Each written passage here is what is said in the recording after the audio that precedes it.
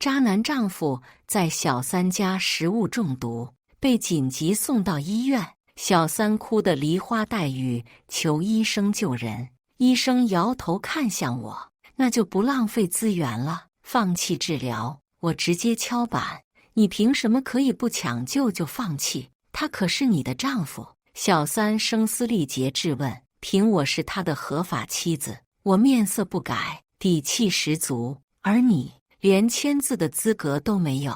大家好，开始今天的分享之前，希望你能给人间烟火点个订阅，我将会分享更多优质的内容。左姐，你说我做什么来庆祝你和赵哥离婚呢？要不我给他做一顿晚饭吧，他爱吃的螃蟹，爱喝的红酒，还有他喜欢的饭后水果。小三打电话来对我示威，我放下电话后，平静地准备今天的晚餐。饭桌上，赵哲安突然提出离婚，理由竟然是敏敏怀孕了，怀的是我赵家的儿子，我不能让他们母子受委屈。我流产不到1年，丈夫就拿着离婚协议来逼我离婚。戚敏敏曾经照顾我的保姆，却在我怀孕期间和我的丈夫赵哲安暗通款曲。这顿饭我们吃得不欢而散，因为我不同意离婚，我没有退路，他又凭什么可以全身而退？争吵几句后，他的手机便响了起来，房子、车子、存款都给你，我净身出户，你还有什么不满意的？你要是想拖死我，我也可以让你1分钱都拿不到。他放下狠话，转而接起电话，温声道：好的，你和肚子里的宝宝。这些年他明里暗里转移财产，所以才敢在现在说自己净身出户。结婚的时候他刚创业，钱不多，所以房车都是我出的大头，至于存款差不多都被他搬空挪作他用了。不让利还想要名，真是名利双收，绝无可能。当天凌晨，我被一通急促的电话吵醒，医院通知我去签字。我到的时候，戚敏敏一身情趣睡衣，外面披了件外套，一脸的怨恨。医生说送来的太晚，抢救意义不大，让我做好心理准备。小三哭得梨花带雨，求医生救人。医生摇头看向我，询问我的意见。我能有什么意见？那自然是，那就不浪费资源了，放弃治疗。我平静道：你凭什么可以不抢救就放弃？他可是你的丈夫。小三声嘶力竭质问，医院其他人的目光向这边投来，医生也提醒戚敏敏，医院里请勿喧哗。你一个见不得光的小三，你说是凭什么呢？我底气十足，淡淡说道：凭我是他的合法妻子，而你连签字的资格都没有。他怨毒的一步一趋跟着我，看着我将赵哲安的死亡证明等手续办完。办完后，我当即联系人将赵哲安拉去火葬场，戚敏敏也一路随行。你不哭丧吗？马上就要火化了，我提醒他。他怨毒看了看我，又警惕看了看旁边的工作人员，当即便扑上去哭了起来。赵哥，你死了，我和孩子怎么办？他嚎哭，声泪俱下。旁边的工作人员面无表情看着，只当她是来当哭丧女的。看时间差不多了，我点头示意可以火化了。工作人员拉开戚敏敏，将尸体推了进去。你凭什么？他上前指着我，眼见他又要质问嘶吼，我在他耳边低语：小三就是小三，永远没有转正的那天。他愤怒看着我，转而得意的故意顶了顶还没显怀的肚子，手夸张的放在上面抚摸。没出生前不算人，你说？我拖长声音。他被吓唬住，立马警惕的护着肚子退后。工作人员将骨灰递给我的时候，戚敏敏过来争抢，以至于被撒出去不少。她趴在地上边抓骨灰边哭喊：赵哥，赵哥！工作人员面色复杂，欲言又止，直到我面无表情大步离开，他们才松了一口气。同时，他们也感叹，这哭丧女真敬业。也有看明白的猜测，这可能是小三。一开门，公公婆婆和戚敏敏坐在客厅里，谈笑风生，好似他们才是一家人。戚敏敏从她的小公寓搬到这里有段时日了，还说服了赵哲安的爸妈一起来给她当靠山，不想请保姆，就想让我当保姆，通过这种方式报复我。大概是因为他之前给我当过一段时间的保姆，心里不痛快。刚搬来的时候，公婆时时刻刻像看犯人一样瞪着我，觉得是我害死了他们的儿子，所以才不让他们见赵哲安最后一面。直到我说出赵哲安死在戚敏敏的床上，他们才将信将疑的为了孙子不愿意回他们自己的房子，3个人赖在这里，就想逼走我，好占更多的财产。婆婆一看见我，瞬间变脸，买个菜去那么久，饿到我孙子你赔不起。我放下菜，精神不振说：“妈，我身体不舒服，我先休息会儿，再起来做饭。”婆婆当即面色不愉，戚敏敏立马笑着说：“妈，我来吧，我也想让你们尝尝我的手艺。”公公一听，那可不行。戚敏敏还怀着他家的独苗，于是便对我命令道：“做完饭再休息，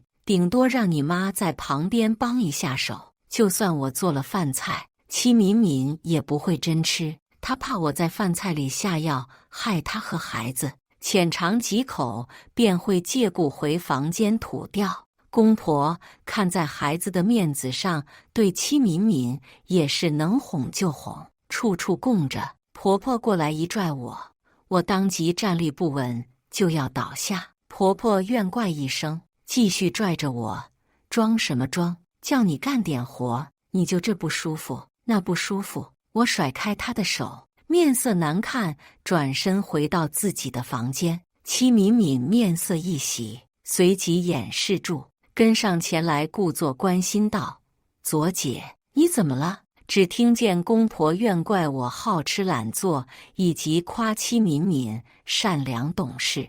我不搭理他，自顾自躺下休息。他却以为我真的身体不舒服，睡着了，在我的房间一阵悉悉索索，直到公婆喊吃饭，他才匆匆出去。我并不急于拆穿他，转而翻身沉沉睡去。他清楚我的生活习惯，而我也知道他不甘心赵哲安的遗产没有他的份。我们都在等遗产分割上，公婆占尽便宜，但在戚敏敏的怂恿下，他们还想要现在我住的这间房子。戚敏敏显怀后，越发不甘心，便劝说公婆要为他肚子里的孩子争一份家产。公婆一想，孙子的事情就是大事情，而且我现在病歪歪的，也不管事，他们便很爽快地答应了。开庭那天，戚敏敏挺着已经显怀的肚子，自信满满说：“我肚子里是赵哲安的儿子，遗产应该有他的一份。”我抿了一下嘴，漫不经心道：“哦，你怎么证明你肚子里的就是赵哲安的孩子？”戚敏敏有些急道：“就是赵哥的，你知道的，你还要我怎么证明？”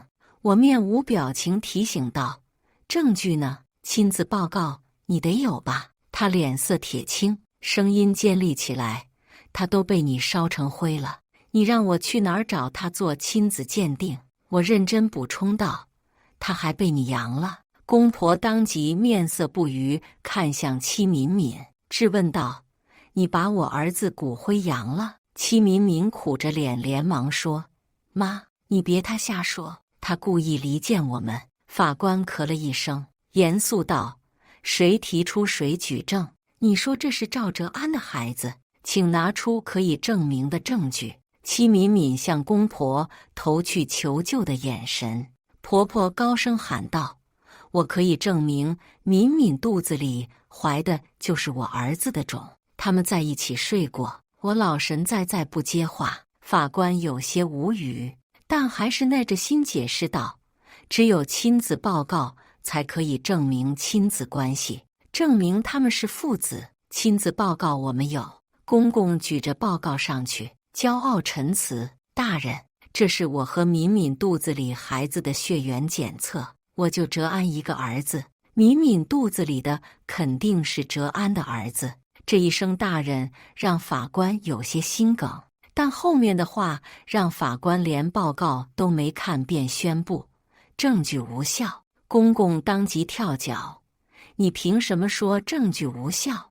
那就是我的亲孙子，上面写的明明白白，你凭什么说无效就无效？”“爸，你冷静点。”我平静提醒，替法官维护了一下秩序。亲子关系是指父子关系，就是老子和儿子做的亲缘鉴定才叫亲子报告。你做的这个只能证明你们有亲属关系，简言之，要赵哲安与孩子的才有用。公婆不管是否听懂了，都还欲争辩，法官只好耐着性子解释条款法规等。突然，戚敏敏朝我跪着哭了起来：“左姐，我错了，但孩子是无辜的，我只是想让他有一点父亲的东西可以留着，你忍心让他连一点父亲的念想都没有吗？”他还真是急中生智，只要我心软或者没反应过来，顺着他的话认了，法官也不会干涉。我静静看着他，不说话，且看他演到何时。他只管哭，我只管看。最后，法官看不下去，提醒他让他起来，然后宣布结果。戚敏敏咬牙切齿看着我，方才的楚楚可怜荡然无存，没能为肚子里的孩子争到更多遗产。戚敏敏更是对我怀恨在心，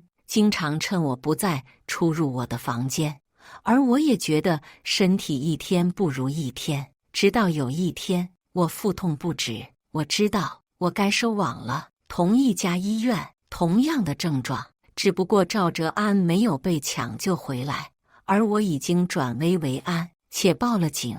警察已经来过，拿走了我和赵哲安的病历，并问了我几个问题。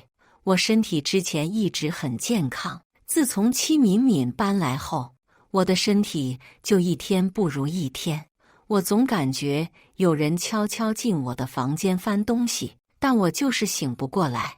我老公进医院那天是被一个小三送来的，小三身上还一身情趣睡衣。我气啊！我火化他已经很客气了，而且我手续齐全，他死了我才火化的。这个小三害死了我老公，现在还想害我。至于怀疑的矛头，我指向了戚敏敏。警方说他们会调查，让我先安心养病。没想到的是，警方刚找上他，他就肚子痛，当即被送到了医院。与我忍着痛自己打急救电话，孤身被抢救不同的是，戚敏敏是被公婆等一群人簇拥着送来的。警察在我这边慰问几句后，便先离开了。公婆则焦急地守着戚敏敏，她早产，但母子平安。公婆欢天喜地地看着保温箱里的孙子，忘记了所有的事情，而戚敏敏也沉浸在这份喜悦里，不是出为人母的喜悦，而是可以拿到更多遗产以及报复了我的快感。刚生产完没多久的她，现在坐着轮椅出现在我的面前，脸上尽是得意的神色。你命真大，这都没死。她眼中颇为怨恨，不比你鬼门关走一遭，既不好好养身体，也不去看孩子，反而来我这儿找什么存在感？我冷漠回应，公婆许诺，只要他生下的是个儿子，便会给他一大笔钱。他此番大概是来炫耀的。他笑得得意，你住的那个房子，爸妈已经答应将他们的那部分转让给我了。公婆的心思我又岂会不知？他想真正拿到房产，哪是那么容易的？不过是先骗他生娃育娃，价值榨干了，便弃如敝屣。不过那又与我何干呢？我没搭理他，而是看着手机里的监控。我中毒住院之后，他第一时间就去了我的卧室翻柜子，点了发送，我便躺下打算休息。但这份无视令他很不爽，于是他恶毒地说：“你怎么不去陪你那没出生的孩子去死呢？”我眼含冰霜看着他，孩子的事是我心头的一根刺。二人在我怀孕的时候偷情被我撞见，我一气之下更是流产了。得到了满足的他笑得得意，而等候多时的警察也适时出现，将人直接带走了。他挣扎叫嚷着：“凭什么抓我？”而警方则制止了他的动作，并警告：“你涉嫌故意杀人罪。”戚敏敏被带走了。公婆得知后，直接跑到我的病房质问：“我的孙子才刚出生，不能没有母亲，你赶紧撤诉！”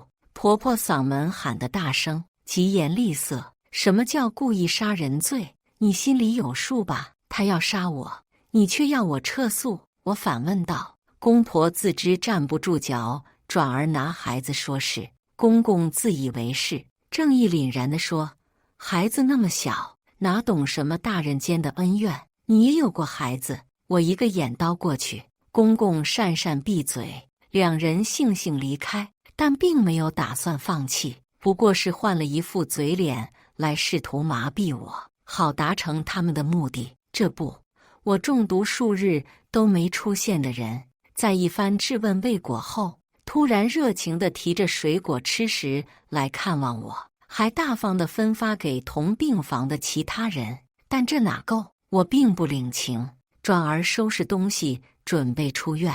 公婆哪怕是看我冷脸，也依然笑脸盈盈地帮着提东西，帮着办出院手续。免费送上来的劳动力，不用白不用。回家后，婆婆更是好吃好喝地招待着，还故意将孩子抱给我。你看他多可爱呀！婆婆将襁褓中的婴孩递过来，我没接，但眼神却也变得柔和起来。火候也差不多了。我想，我开始接受公婆给我熬的汤，和他们一起吃饭。我们之间的氛围就像是其乐融融的一家。但我知道，这一切不过是裹着剧毒的那一层糖衣。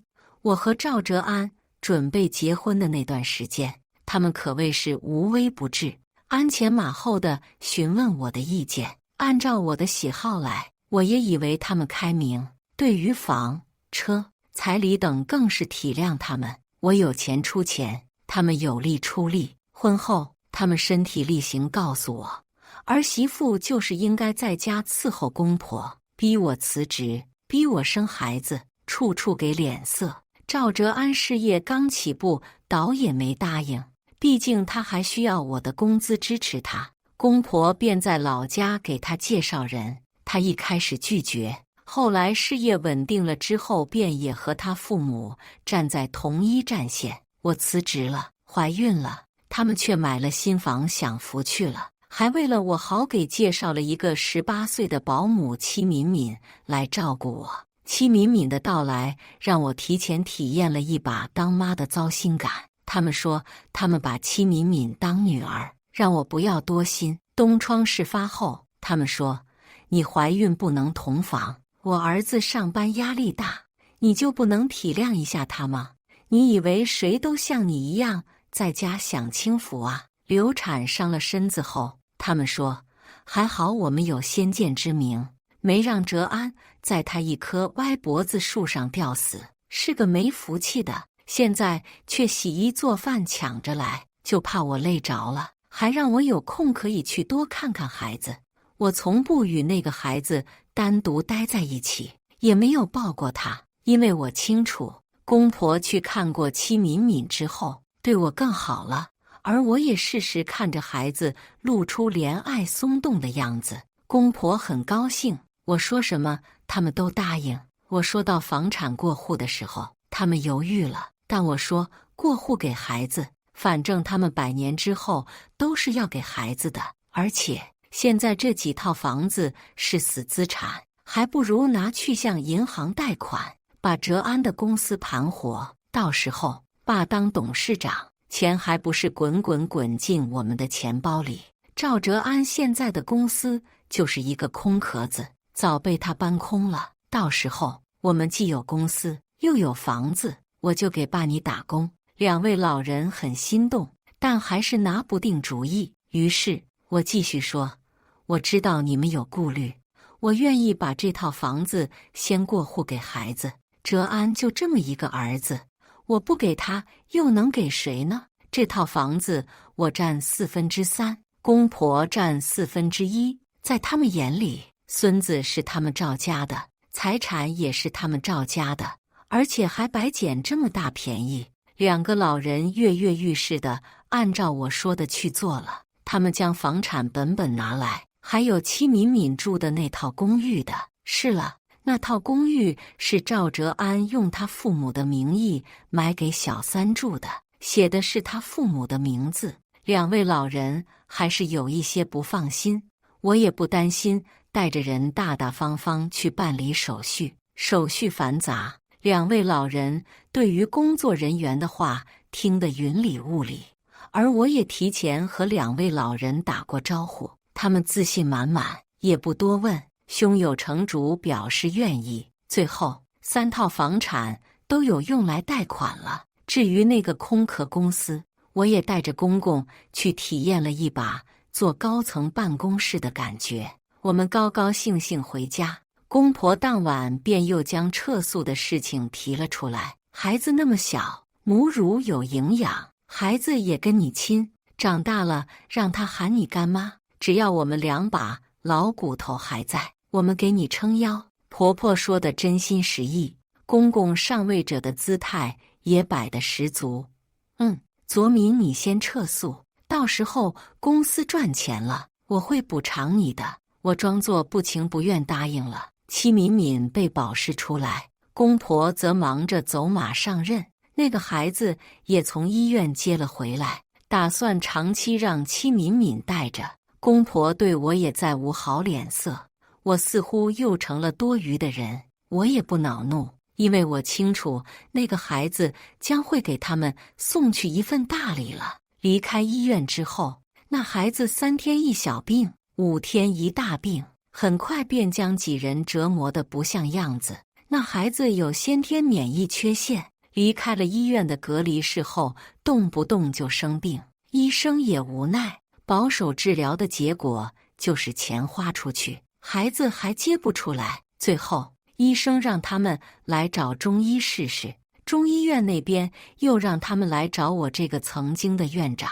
几人在知道是我后，很惊讶。戚敏敏恍然大悟，觉得是我害了他的孩子，也是我害的赵哲安。他宁愿把孩子放在医院的隔离室里，也不愿意求我去救人。他告诉公婆他的怀疑，但公婆却不理睬他。一来是因为贷款还没到手们还需要我，二来赵哲安死在戚敏敏家，而我又没有和那个孩子单独待在一起过。公公对我说，左敏，你去救一下孩子，等公司赚钱了，我会补偿你的。婆婆也帮腔，是啊，那孩子我看着你也蛮喜欢的。我叹了口气，我连自己的孩子都没保住，又怎么就得了别人的孩子？戚敏敏更是死命拒绝我靠近孩子，没了公婆做靠山，戚敏敏满脸怨恨看着我。孩子现在连吃他的奶都会住院，他的价值已经没有了。公婆还想再劝，我却转身回了卧室。戚敏敏对自己的怀疑深信不疑，公婆不信，他就报警，就是左敏下毒害的赵哲安。他是中医，而且赵哲安一死，他就急着火化，一定是他做贼心虚。戚敏敏指着我言之凿凿，证据呢？我面无表情问。警察也是一言难尽，看着疯魔了的戚敏敏，他叫嚣着，证据你们去找啊，我都报案了，你们凭什么不作为？你们是不是被左敏收买了？他拿不出证据，只会重复是我下毒杀的赵哲安，我还下毒害他儿子。警方提醒他，他只是被保释了，不是清白了。而我也提醒他，赵哲安是死在你家，你还给我下毒，要不是证据不充分，你以为你可以站在这里诬告我？”此番彻底撕破脸后，戚敏敏处处跟踪我，就想找到我的把柄。同时，她也从公婆那里知道，她的公寓以及公婆的房子都被我轰走了，而公婆还乐呵呵地等着当大老板。她恨得咬牙切齿，而我也知道该下饵了。我知道戚敏敏总是在跟着我，而我也表示出我知道她在，而且我急了。我打电话叫人来秘密搬走赵哲安生前的各种藏酒，红的、白的、沉的、新的，满满一架子。我趁他外出去医院看孩子的空档，让人来拉走了那些藏酒，而埋伏在外面的他截胡后，才志得意满回来，正好看见在收拾行李准备跑路的我。你跑不掉的，我已经拿到了你下毒害死赵哲安的证据，他幸灾乐祸堵在门口，明明是你下毒害我，却让赵哲安误食下去。我气急败坏说道。看见我慌了，他却越发笃定我这次必死无疑。他不慌不忙，将我放进行李箱的衣服拿出来扔在地上。赵哥可不会喝你的花茶，你少血口喷人。他说的自信而又放松。花茶？你什么意思？我蹙眉诘问。你在我喝的花茶里下毒，你想害死我？害死我对你有什么好处？看见我不淡定，他笑得越发开心。你死了，赵哥就是我的，这些房子、钱也都会是我的。为什么死的不是你？你别以为我不知道，你趁我被关的时候，从公婆手里骗走了房子。你要是愿意还回来，我可以考虑放你一马。我将人推开，提着行李箱就走。他死命拽着，就是不让走，直到公婆推门进来，吼了一声：“拉拉扯扯的干什么？我去公司熟悉一下业务。”董事长，我平静对公公说。公公嗯了一声，颇有上位者的气定神闲。才不是，他是想畏罪潜逃，可不能让他离开。戚敏敏指着我，对公婆告状，就是他下毒害死赵哥的，他还想下毒害死我儿子。我已经拿到证据了。公公董事长的气势一下子就起来了，孩子都照顾不好，就知道拖后腿。公公斥责他，婆婆也觉得是她的错，孩子是接回来吃了你的奶才开始身体不好的，一定是你的奶有问题。戚敏敏不管公婆说什么，就是不让我走。最后他们彻底离心，我也没走成。戚敏敏亦步亦趋跟着我，就怕我跑了。警察来了后，他指着我说：“就是他下毒害人，你们赶快抓走他，别让他跑了。”警察一眼难尽看着他，将人带走了。戚敏敏挣扎着：“你们抓错人了，害人的是他，不是我。”戚敏敏在我中毒进医院后，藏起来的花茶没找到，但她长期购买毒药的单据却被发现了。再加上他承认自己在花茶里下毒的录音，他成功获刑入狱，无期。而赵哲安的死也成功变成了戚敏敏的锅，公婆对他更是恨得不能再恨。我去探监，他恨恨地说：“就是你害死的赵哥，我以为你是赵哲安死后住进来才给我下药的，但你的购药记录在更早之前就有了。”只是买的很少。我看着有些疯魔的他，问出我的疑惑。他凄惨一笑：“你为什么没有和你的孩子一起死？我当初就应该心狠一点，多下一点的，而不是只是让你流产。当初我撞破他们偷情，情绪波动比较大，便流产了。眼看我起身要走，他激动道：他们为什么不来看我？小宝怎么样了？他们不会来看杀了自己儿子的凶手，更不会让他们孙子知道他有一个杀人犯母亲。”我淡淡说道：“你为什么没在酒里下毒？”他突然问道。我看了他一眼，没回答，转而说：“以后就不来看你了，长命百岁的活着。”公公忙着他当董事长一呼百应的梦，婆婆看着隔离室里的孙子，满眼心疼。后来公司垮了，银行欠款还不上，房子也被拍卖了，医院的昂贵费用二老也出不起了。他们带着那个病怏怏的孩子回了乡下，可能什么时候一场小感冒就能让那个孩子清明。我去看了赵哲安，虽然里面他的骨灰也没剩多少了，但也聊胜于无。我带了2瓶他的藏酒，原来打算卖了的，但被戚敏敏截胡了。不过后来也卖了一笔不菲的价格。我将他死后这1年的事情一件一件向他分享。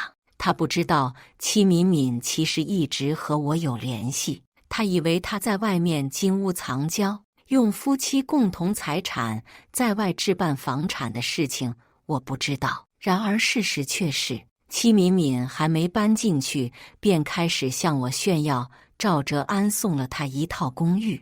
每次赵哲安借口加班不回家的时候，他会炫耀我老公去了他那儿，他会晒他们吃饭、逛街的照片，甚至还有亲密的私照。只不过那是仅我可见的特殊待遇，连赵哲安都没有呢。他想吃2家饭，我就让他吃，有戚敏敏提供的菜谱，我就做些让他吃了不得劲儿的香客的美食。